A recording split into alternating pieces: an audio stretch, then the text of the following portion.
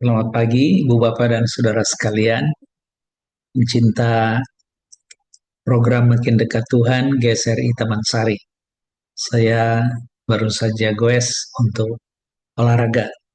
Sekalian rekaman untuk berbagi kisah. Sebelum kita membaca dan menguraikan renungan, mari kita berdoa.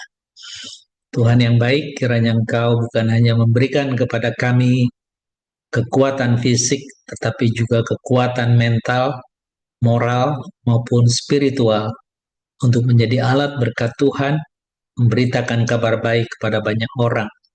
Berkati dan berikan kami hikmat melalui pimpinan Roh Kudus, sehingga kami boleh menjadi pribadi-pribadi yang tangguh yang menyampaikan kabar baik untuk kemuliaan nama-Mu, Allah Tritunggal yang kudus. Kami memohon di dalam Putramu Yesus kami berdoa. Amin. Saudara, saya akan membacakan satu bagian sabda Tuhan yang terambil dari 2 Timotius pasal yang kedua. 2 Timotius pasal yang kedua. Saya mendapatkan bagian di ayat yang ke-13 sebagai bagian dari perikop itu. Saya bacakan buat Ibu Bapak dan Saudara sekalian. Jika kita tidak setia, dia tetap setia, karena dia tidak dapat menyangkal dirinya. Bagian ini menjadi penutup dari apa yang diungkapkan oleh Paulus ketika dia mengajak orang percaya untuk berani ikut menderita seperti dia.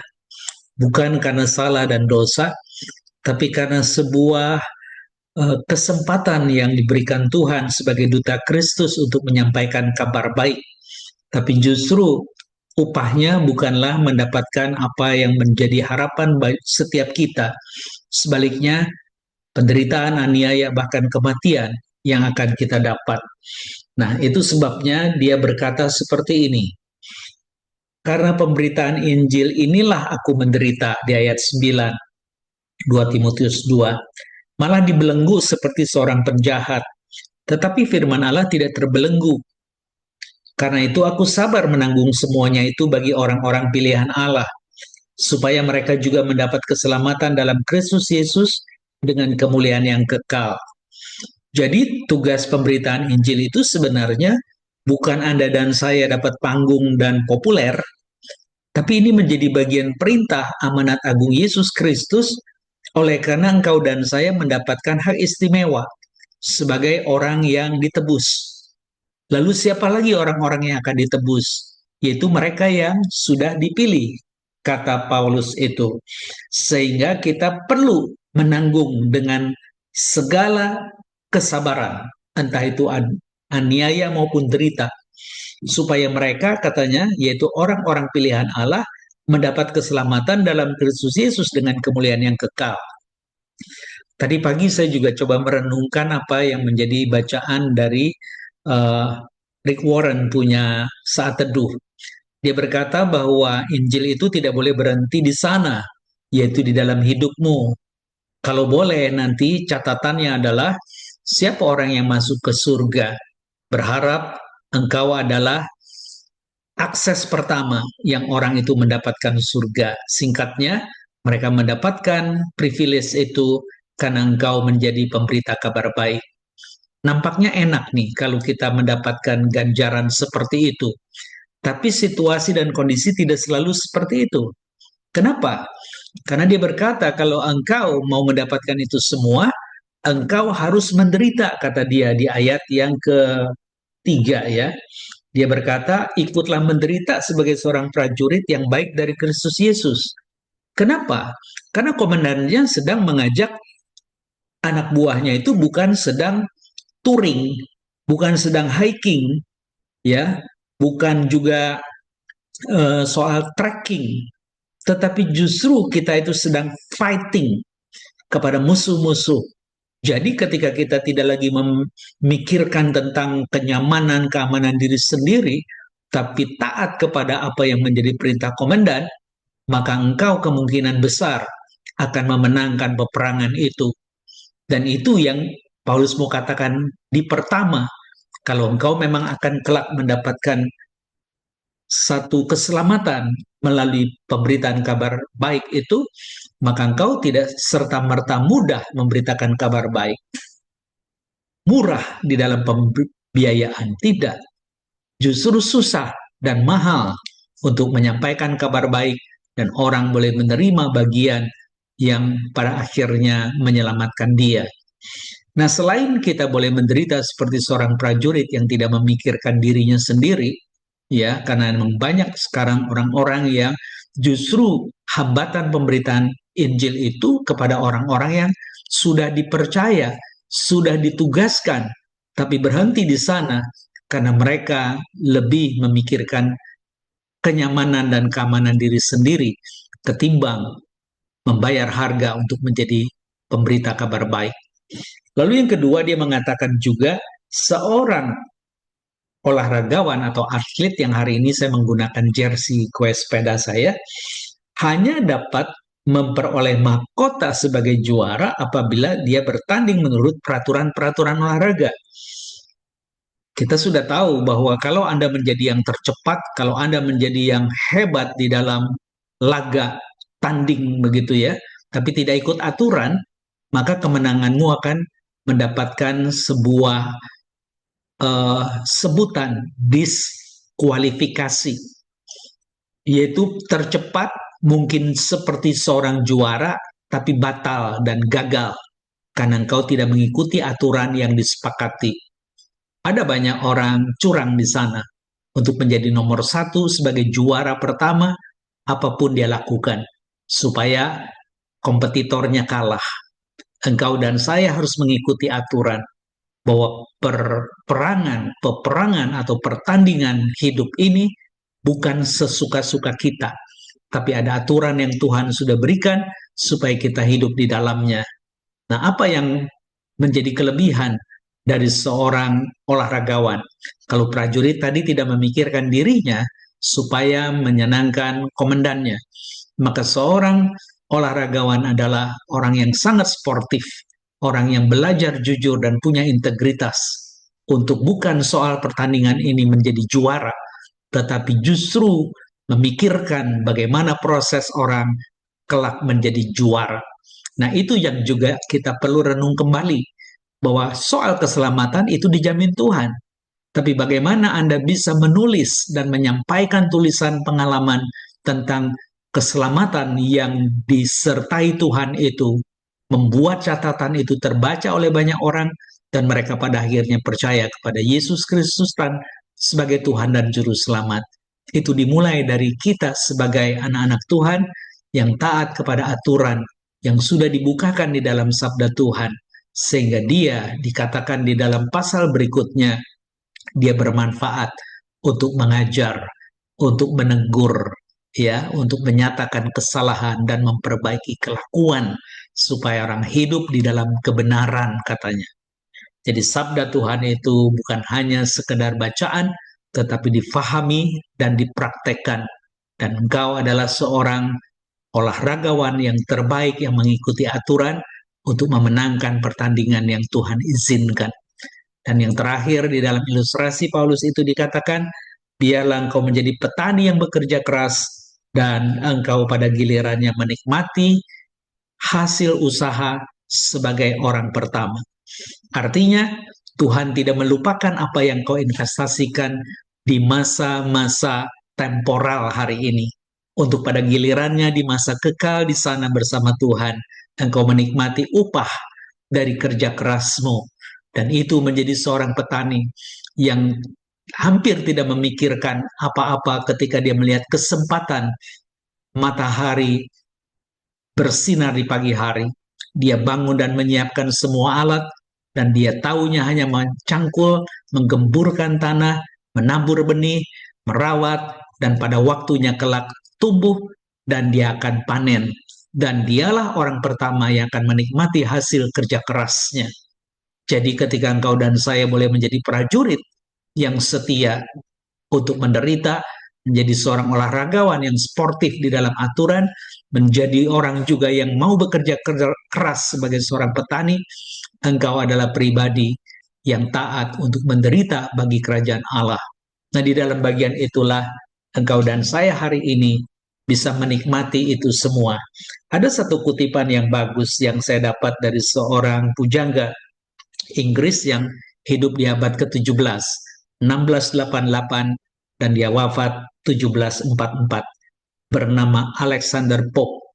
Dia berkata bahwa sejarah itu lebih banyak berisi contoh-contoh dari kesetiaan seekor anjing daripada kesetiaan seorang sahabat.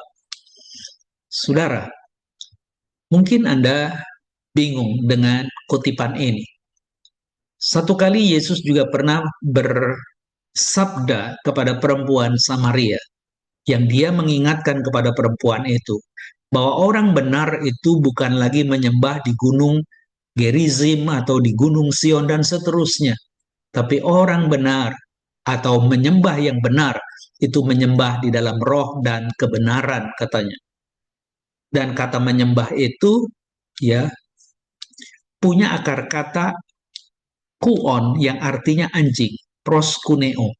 Nah, Anda akan bingung apa maksudnya.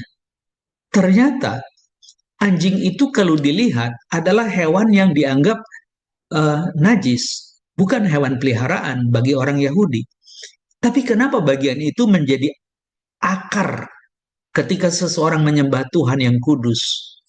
Barangkali itu mengingatkan kita, engkau dan saya sehebat apapun tidak lebih dari seekor anjing yang najis. Kalau engkau sampai diizinkan dan melatih seperti sifat anjing yang setia itu melulu karena karya Allah. Dan setiap waktu engkau bisa melakukannya, engkau diingatkan, engkau dilayakkan bukan karena dirimu pantas, tetapi engkau dipantaskan Tuhan secara hukum, sehingga engkau dan saya boleh menjadi milik umat tebusannya. Dan ketika engkau dan saya diingatkan oleh Alexander Pope itu, bahwa sejarah dia katakan lebih banyak berisi contoh-contoh dari seekor anjing daripada kesetiaan seorang sahabat. Bukankah Yesus juga pernah mengatakan, engkau adalah sahabatku. Dan sahabat sejati adalah sahabat yang menyerahkan nyawa bagi sahabat-sahabatnya. Dan di malam itu, dia bersama murid-muridnya untuk terakhir kali barangkali ketika memakan perjamuan Israel, perjamuan malam terakhir waktu itu, dia berkata, kalian adalah sahabat-sahabatku. Apakah engkau sebagai sahabat akan memberitakan kabar baik itu kepada semua orang pilihan Allah? Atau engkau sekedar ingin mendapatkan upah demi apa yang kau sedang abdikan hidup dengan sebutan hamba-hamba Tuhan? Ini menjadi permenungan kita supaya kita sungguh-sungguh setia, sungguh-sungguh tulus di dalam menjalankan panggilan, sehingga kita tidak mundur karena penderitaan, karena sudah dikatakan seorang prajurit pasti menderita, bahkan kemungkinan mati ditembak musuh. Seorang olahragawan bukan hanya disyaratkan punya fisik yang kuat dan sehat, tetapi juga punya mental, spiritual, moral yang baik, yang tidak curang, sehingga kemenangannya itu tidak akan diskualifikasi oleh wasit. Sebaliknya engkau mendapatkan acungan sebagai juara yang layak. Dan ketika engkau sudah berlelah-lelah bagaikan seorang petani, engkau pada akhirnya membawa berkas-berkas ke lumbungmu, dan engkau adalah penikmat pertama dari hasil kerjamu. Itu semua diungkapkan, yaitu orang-orang yang rela untuk tetap setia. Kenapa? Karena dikatakan di dalam sabda Tuhan, di dalam andaian-andaian yang dikatakan di dalam 2 Timotius 2, ya khususnya mulai ayat yang ke-11, ya, dia bilang begini, benarlah perkataan ini, jika kita mati dengan dia, kita pun akan hidup dengan dia. Karena Yesus bukan hanya mati mengampuni dosa, tetapi dia bangkit memberikan harapan. Itulah Injil. Jika kita bertekun, katanya, kita pun akan ikut memerintah dengan dia.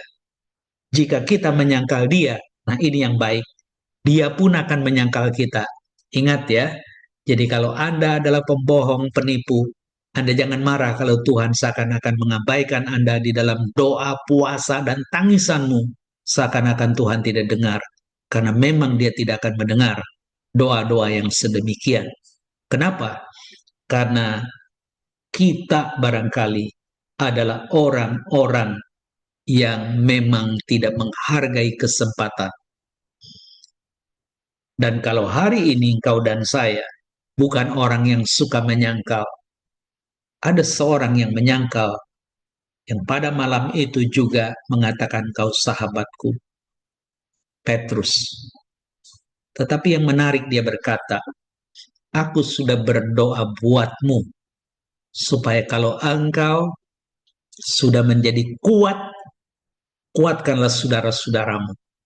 Supaya engkau menjadi tahu bahwa orang melanggar itu tidak melulu karena ingin melanggar, sehingga konsekuensinya bersalah. Tetapi karena ada pergumulan yang harus jujur, yang harus diungkapkan. Dan Petrus mendapatkan kesempatan kedua sesudah kebangkitan.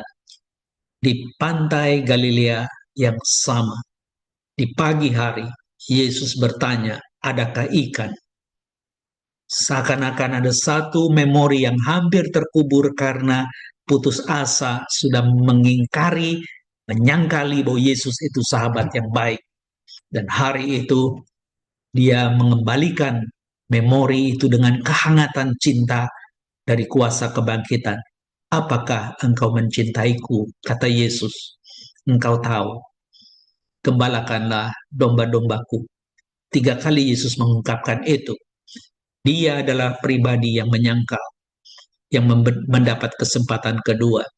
Dan Anda dan saya hari ini jangan berpikir engkau akan punya nasib yang sama seperti Simon Petrus sesudah menyangkal akan dapat kesempatan kedua. Tidak tentu. Tapi kalau hari ini engkau terbiasa menyangkal, mempunyai jiwa penipu yang tidak jujur, kembalilah. Karena dia akan menuntun kita. Karena kalau kita suka menyangkal, dia akan menyangkal. Tapi kalau engkau menjadi tidak setia, dia Allah yang tetap setia. Karena dia tidak dapat menyangkal dirinya. Jadi tetap kata setia dengan penyangkalan itu seakan-akan punya keterhubungan. Pada waktu engkau tidak setia, dia tetap setia karena dia tidak pernah bisa menyangkal dirinya. Jadi ingat diri engkau dan saya hari ini adalah ciptaan baru untuk kemuliaan namanya. Beritakanlah kabar baik, bukan untuk sebuah upah, tapi sebuah martabat yang harus disampaikan kepada banyak orang. Karena di sanalah tidak ada lagi tangis dan air mata, tidak ada lagi aniaya dan penderitaan ataupun kematian. Yang ada adalah sukacita, bahagia selamanya. Kudus, kudus, kuduslah Tuhan. Kiranya Tuhan menolong kita, sehingga engkau dan saya boleh hidup di dalam kesetiaan, melalui panggilan, meski penderitaan dan aniaya ada di depan kita. Kiranya kasih setia Tuhan menyertai kita seterusnya. Mari kita berdoa. Bapa yang baik, kami berdoa untuk saudara-saudara kami di jemaat, biarlah pergumulan mereka boleh tuntas dan mereka mendapatkan jawab dari segala kesusahan mereka. Entah lemah tubuh karena sakit, engkau juga jamah saudara kami Swiss, supaya dia juga boleh kembali sehat dan bersama-sama dengan keluarga dan jemaat untuk beribadah dan melayani engkau. Sertai orang-orang yang di dalam juga pemulihan, kami mendoakan mereka. Kiranya Tuhan campur tangan, supaya mereka juga boleh hidup di dalam kegentaran kepada kami. Menitipkan Samueli Olga, begitu juga putrinya Edelit, supaya apa yang mereka jalani dalam treatment, mereka juga mendapatkan kesehatan yang prima. Begitu juga istri dari saudara kami Akim, biarlah engkau juga sertai mereka, satu keluarga, supaya mendapatkan pertolongan yang darimu. Bersyukur juga Jenny, istri dari Bashan, yang mendapatkan kembali pemulihan. Biarlah engkau jamah dia dan memberikan kesembuhan yang tuntas. Bersyukur untuk Payap yang sudah kembali hasil dari bypass, dan beberapa hari ke depan dia juga akan kembali untuk kontrol Di Kuala Lumpur, kiranya Engkau memberikan sukacita sehingga penyakit yang pernah dia derita boleh menjadi catatan spiritualnya dan menyimpulkan bahwa Tuhan itu selamanya baik. Dan lewatnya dia terdorong untuk tetap mengasihimu dalam wujud-wujud pelayanan yang bisa dia kerjakan. Kiranya Tuhan berkenan menolong. Kami menitipkan juga HUT GSRI Taman Sari yang ke-75 sebentar lagi pada akhir November, di Sabtu terakhir. Biarlah Tuhan tolong panitia pelaksana, berikan juga cuaca yang baik, sehingga semuanya berlangsung hanya untuk kemuliaan nama-Mu Allah Tritunggal yang kudus. Tolonglah kami yang lain, juga pergumulan di pos PI Duta Bandara, Engkau sertai para hamba Tuhan dan keluarga di sana. Kami menitipkan Ibu Fatimah, Mamah dari Semuyanti. Kiranya Engkau tolong dia di dalam penyakit yang harus dia juga memeriksakan diri. Kiranya Engkau sertai, sehingga apa yang dia dapat kelak sungguh anugerah Tuhan semata. Kiranya Engkau berkenan mendengar dan menolong kami. Dan kami mengalaskan permohonan ini dalam satu nama Tuhan kami Yesus Kristus. Amin. Ibu Bapak dan Saudara sekalian, sampai jumpa di program MDT berikutnya. Sampai jumpa.